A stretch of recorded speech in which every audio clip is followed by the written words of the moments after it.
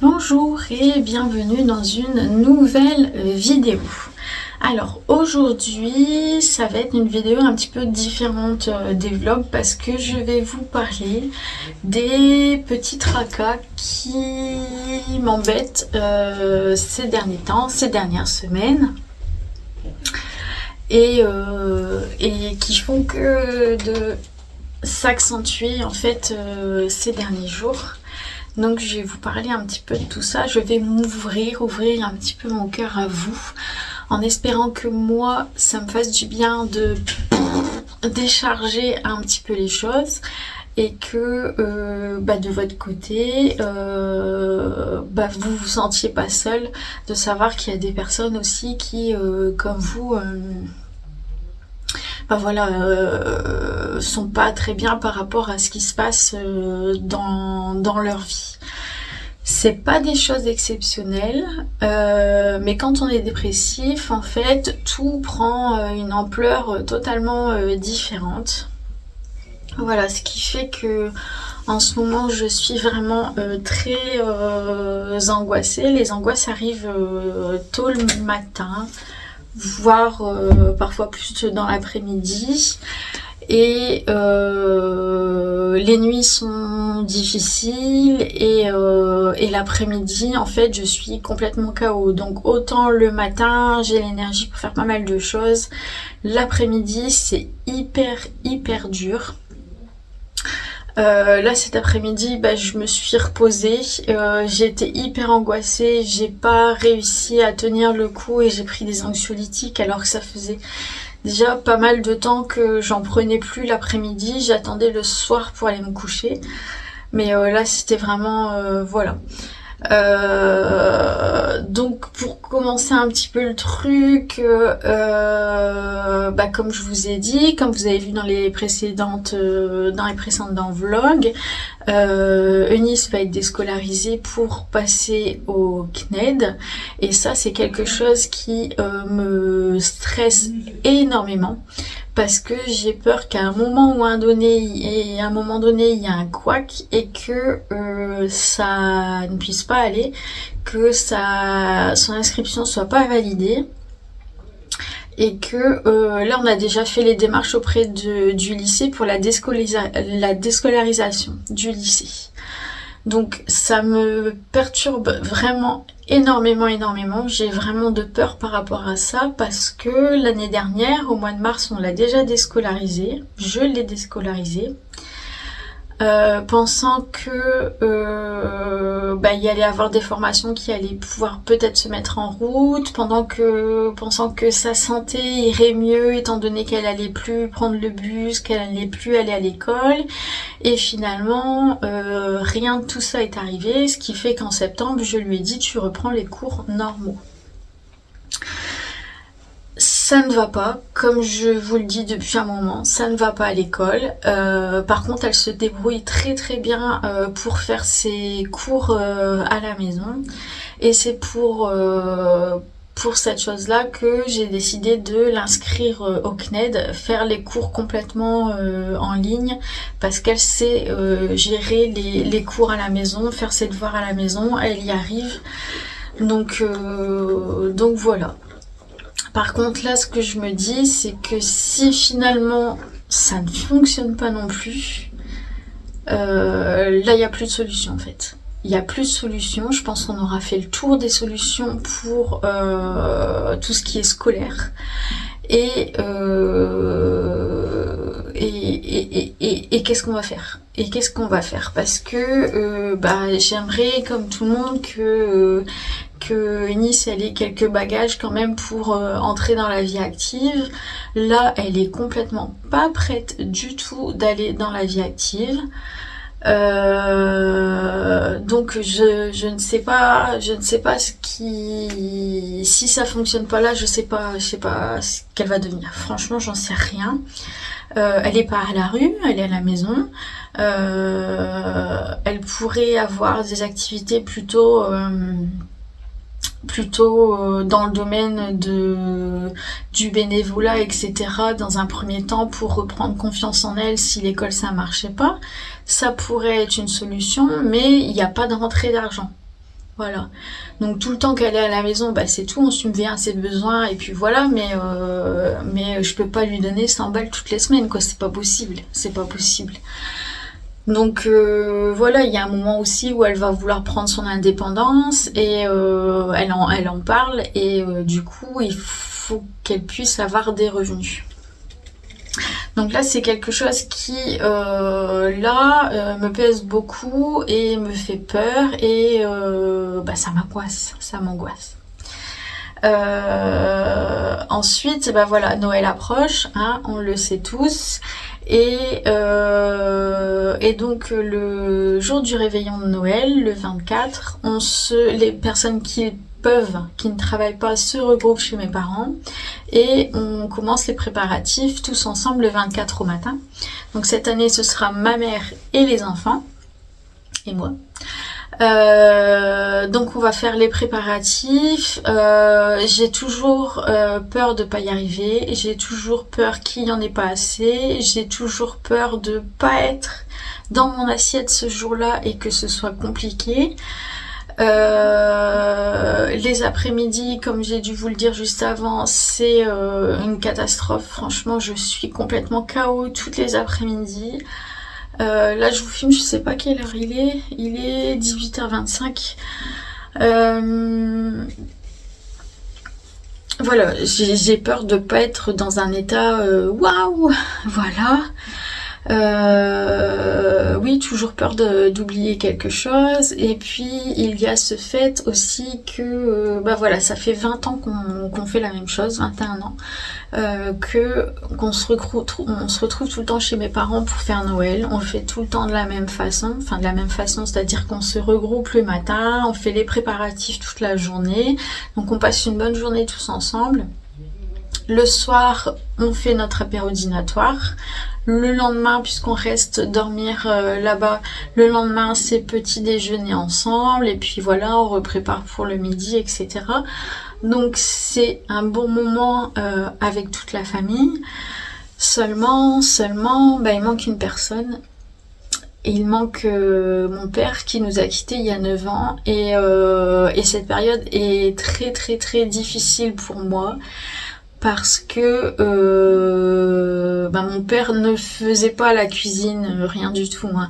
Mais quand on avait oublié une briquette de crème fraîche, quand on avait oublié des tomates, quand on avait oublié du pain ou quelque chose comme ça, hop, mon père partait, allait faire les courses, il revenait, il repartait, voilà, il nous servait le petit café, il était là, sa présence en fait, ça faisait rayonner notre journée, même s'il nous aidait pas à préparer, il était là et en fait c'était quelqu'un qui avait, il rayonnait et il avait une présence, tu pouvais pas le louper mon père en fait.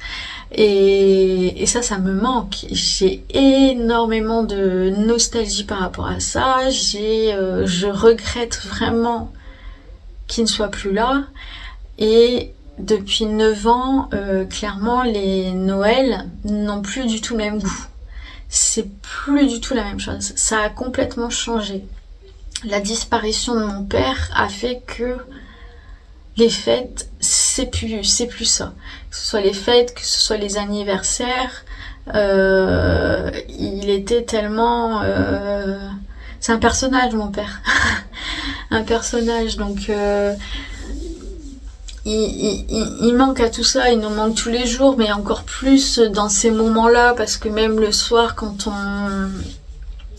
on faisait la soirée de Noël, il était toujours là avec ses blagues, ses énigmes, etc. Et ouais, il y avait une grande présence en fait. C'était le pilier en fait, mon père. Donc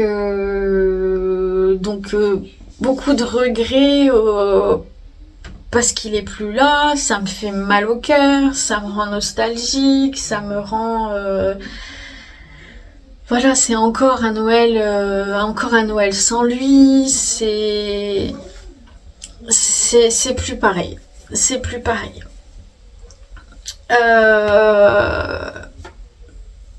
qu'est-ce que je voulais vous dire aussi, ouais, pour en revenir au CNED, c'est très...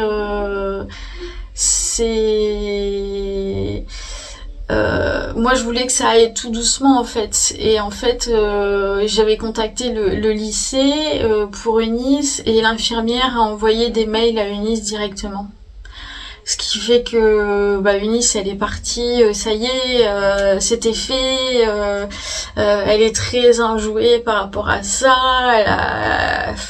elle est pleine de questions, elle est pleine d'interrogations, elle est pressée d'y être, etc. Et ce sera que au 1er février normalement, donc c'est assez long pour elle. Donc c'est compliqué pour elle, et elle m'en fait part, et du coup c'est compliqué pour moi aussi. Eunice, c'est pas forcément très bien là ces derniers jours, parce que elle se questionne énormément sur plein de choses auxquelles elle n'aura pas les réponses tout de suite, et du coup ça la met dans un stress, un mal-être. Et du coup, comme je vous ai dit, on a un petit peu cet effet miroir. Donc, ce que je ressens, elle le ressent, etc. Et ce qu'elle ressent, je le ressens. Donc voilà, c'est compliqué. Ensuite, comme je vous l'ai dit aussi, Eunice entre dans un deuxième parcours de soins.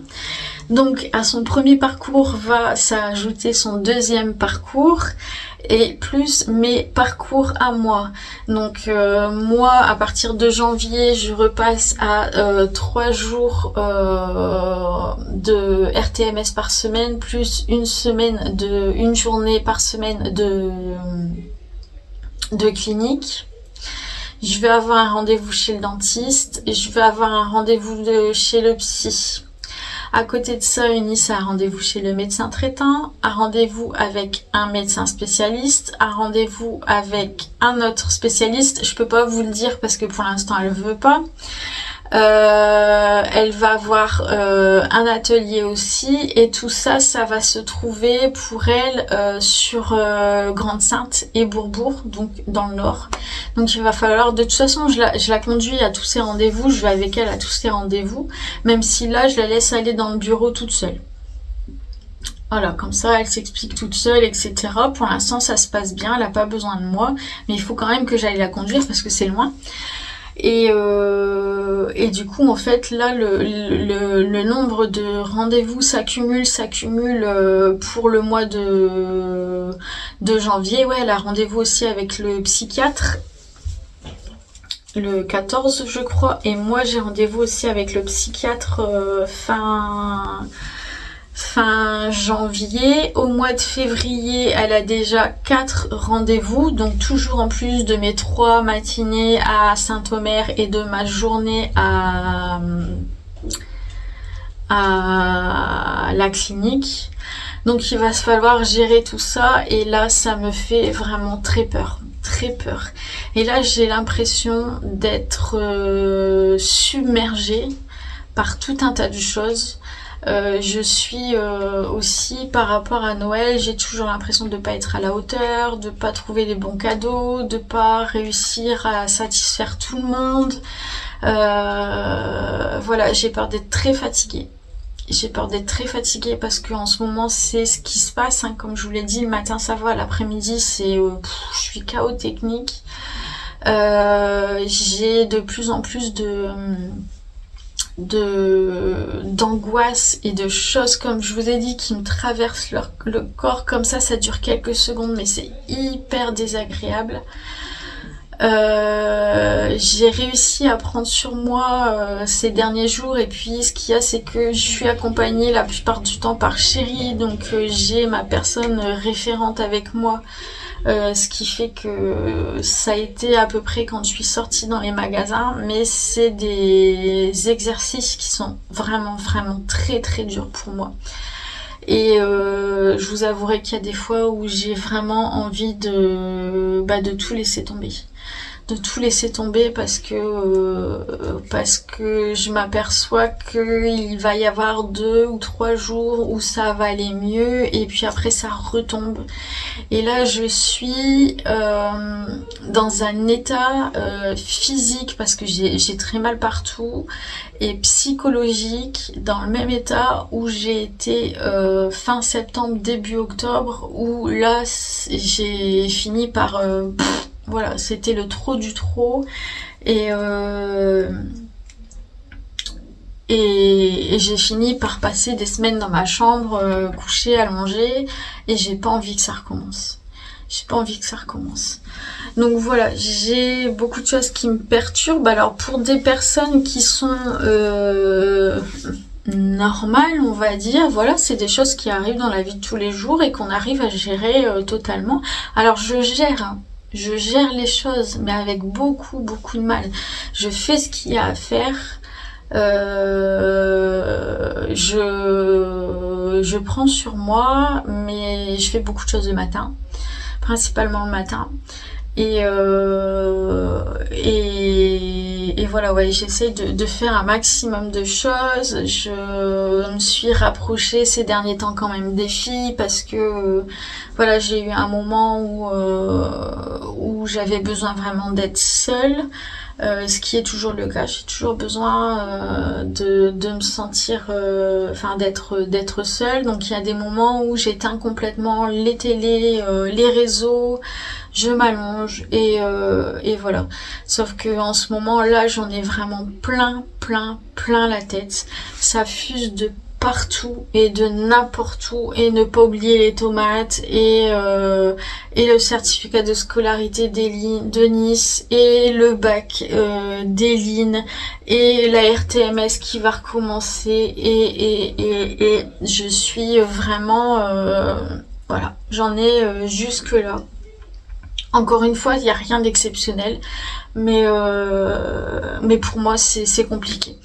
C'est compliqué à gérer, je le fais, mais c'est compliqué, voilà, j'ai du mal. Donc j'ai essayé de vous faire voir ces derniers temps des moments où j'ai essayé de sourire, où j'ai essayé de rire, ou voilà, pour parce que mes vidéos étaient vraiment trop tristes et j'aimais pas du tout ce que je donnais. Mais en même temps, je sais pas si je vais réussir à tenir longtemps comme ça parce que là, mon petit cœur est bloqué, mon petit cœur il a mal. J'ai ma poitrine qui est compressée. Voilà. Alors après, je sais que, à mon avis, après Noël, déjà on va redescendre d'un cran parce que les cadeaux auront été donnés, parce que j'ai beaucoup de pression pour les cadeaux aussi, même si je pense que là voilà, je pense que ça va faire plaisir, mais voilà, j'ai beaucoup de pression par rapport aux cadeaux et par rapport à ce qu'on va manger. Donc comme je vous dis, on fait les repas chez mes parents et du coup, j'ai pas les mêmes ustensiles de cuisine qu'à la maison, donc là j'en ai pris. J'ai été d'ailleurs porter chez mes parents toutes les courses tout à l'heure. Parce que sinon moi j'ai pas de place et j'ai encore tous les cadeaux à ramener là-bas. Donc du coup j'ai ramené des moules à gâteau, j'ai ramené de quoi pour faire mettre les pâtes feuilletées, j'ai ramené de quoi faire des mini cakes, voilà, parce que ça je sais pas si ma mère a. Mais voilà, c'est pas je sais me déplacer et je sais où se rangent les choses dans la cuisine de ma mère parce qu'on a l'habitude de cuisiner là-bas, voilà, donc y a pas de souci, mais bon, on aime bien quand même avoir nos propres ustensiles, c'est dans nos habitudes. Donc un petit peu aussi de pression, un petit peu de pression là-dessus. Voilà. Voilà. Donc, c'est toutes des petites choses qui me tracassent en ce moment. Encore une fois, rien de fou, rien qu'une personne normale ne saurait pas gérer correctement. Mais moi, tout ça, en plus de mon état, moi qui est pas folichon en fait, donc c'est rajouter du Noël, de la pression, parce que je me mets énormément de pression par rapport à cette fête de Noël. La fête de Noël pour moi, c'est la plus grosse fête et la plus importante de l'année pour moi. Même si c'est plus que c'était avant. Et du coup, je me mets énormément la pression. J'ai envie que tout le monde se régale, que tout le monde puisse manger à sa faim. J'ai envie qu'on s'amuse. J'ai envie qu'on passe des bons moments. J'ai envie qu'on rigole. J'ai envie qu'on danse un petit peu. Il faut que j'oublie pas mon enceinte pour mettre de la musique. Voilà, enfin, j'ai vraiment envie de passer un moment en famille, mais il y a aussi des choses autour du décès de mon père qui ont fait que pas simplement son absence, mais d'autres choses en parallèle dont je peux pas vous parler, qui font que c'est plus pareil qu'avant. Et là j'ai une boule au ventre aussi par rapport à ça. Voilà. Et par rapport à ça, je peux pas vous en parler, je peux pas vous en dire plus parce que ça me concerne pas que moi. Mais en tout cas, j'ai eu pendant plusieurs années, j'ai souffert pendant plusieurs années. Et puis, il y a quelques mois, là où j'ai été mieux cet été, d'un seul coup, en fait, toutes mes pensées par rapport à ça, à cette souffrance, tout ce qui me faisait mal avait disparu du jour au lendemain. Tout est parti. Tout est parti, et là, c'est revenu. Là, on est au mois de décembre, et c'est revenu.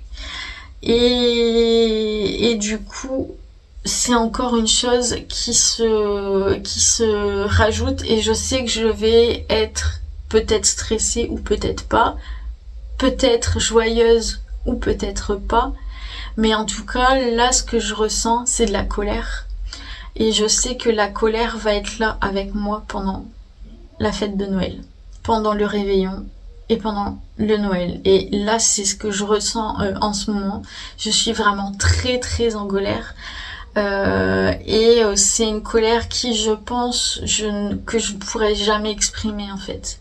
C'est compliqué. Je peux pas vous en dire plus, mais c'est quelque chose qui remonte à très longtemps, et que je n'encaisse pas, que je n'arrive pas à passer au-dessus, que je n'arrive pas à pardonner, et puis au fil du temps en fait, par rapport à cette histoire, il y a des choses qui se rajoutent encore et encore et encore, qui font que même si au bout d'un moment mon esprit laisse tomber, paf, il y a un événement qui fait que je suis repartie là-dedans quoi. Et je sais que c'est pas du tout concret ce que je suis en train de vous dire, donc ça doit pas être facile pour vous d'essayer de comprendre ce qui se passe, mais ouais, je suis remplie de colère, et voilà quoi. Voilà. Donc voilà, je vous explique un petit peu mes tracas de ces derniers temps. J'essaye, comme je vous dis, de faire au mieux pour que mes vidéos, mes vlogs soient un peu plus quand même joyeuses que ce qui a été au mois d'octobre et au mois de novembre, parce que je suis consciente que ça donne envie d'être dépressif, hein, vraiment, hein, ce que je vous racontais. donc voilà, et voilà. Donc là, je pense que je vous posterai cette vidéo où je vous ouvre mon cœur un petit peu dimanche. Mais après, les vidéos, on ne sait absolument pas ce que ça va donner. Voilà. J'ai commencé un vlog quand même aujourd'hui. Donc aujourd'hui, je vous ai fait une vidéo ce matin. J'ai commencé un vlog. Je vous fais une vidéo cet après-midi. Mais le vlog, je pense qu'on va le faire sur une semaine. Voilà. Hein, c'est les vacances. Voilà. On va baisser la pression. Ce sera déjà ça. Et puis voilà. Toujours est-il que si je fais pas d'autres vidéos avant le réveillon, je vous souhaite vraiment de passer d'excellentes fêtes de fin d'année, que vous soyez tout seul, que vous soyez en famille, que vous soyez avec des amis, que vous passiez votre soirée au cinéma ou dans un spectacle. Peu importe, que vous soyez tout seul dans votre canapé avec un petit foie gras, mais écoutez, j'espère que voilà, ça se passera bien. Et je vous envoie tout mon amour, tout ce que je peux partager de positif avec vous, je vous l'envoie vraiment, ça me fait plaisir. Et en tout cas, merci d'être là toujours pour moi dans les commentaires, de toujours continuer à regarder les vidéos. La chaîne a bien évolué depuis 6 mois et je m'attendais vraiment pas à ça. Vous êtes des personnes qui m'aident au quotidien, je m'aperçois que je suis pas toute seule. Et vous me donnez aussi des petits tips et que j'essaye de mettre en place, et je vous remercie beaucoup pour ça. Voilà, allez, je fais la conclusion de ce vlog, non pas de ce vlog, de cette vidéo. Je vous embrasse bien fort, et puis à je ne sais pas quand, nous verrons. Voilà, gros bisous, à bientôt.